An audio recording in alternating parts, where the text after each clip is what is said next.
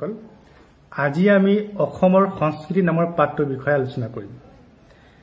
তোমালোকে জানা যে অসমত বিভিন্ন জাতি জনগোষ্ঠীৰ আবাসভূমি।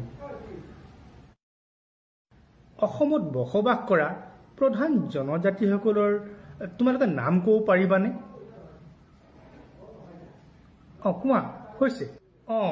অসমত বসবাস কৰা জনজাতিসকলৰ ভিতৰত বড়ো, কছাৰী, তিৱা, দেউৰী, গাৰো, ডিমাচা, মিচিং, আদিবাসী, ৰাভা আদিয়ে প্ৰধান। ইয়াৰ উপৰিও আমাৰ অসমত ভাৰতৰ বিভিন্ন প্ৰান্তৰ পৰা তাৰমানে বিভিন্ন ঠাইৰ পৰা হিন্দী, বাংলা, নেপালী আদি বিভিন্ন ভাষাভাষী লোকো আহি পিনে ইয়াত বসবাস কৰি আছে।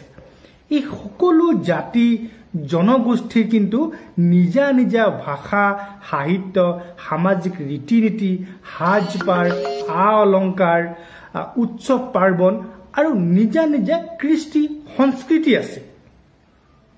এই সকলোবোৰ মিলি গৈ এক বৃহৎ অসমীয়া সংস্কৃতিৰ গঢ় লৈ উঠিছে। তোমালোকে বাৰু শ্ৰীমন্ত শংকৰদেৱৰ নাম শুনিছানে? শুনিছা ন? বৰ ভাল কথা। শ্ৰীমন্ত শংকৰদেৱৰ অবিহনে অসমীয়া সংস্কৃতিৰ কথা ভাবিবই নোৱাৰি। বৰগীত, ভাওনা, সত্ৰীয়া নৃত্য আদি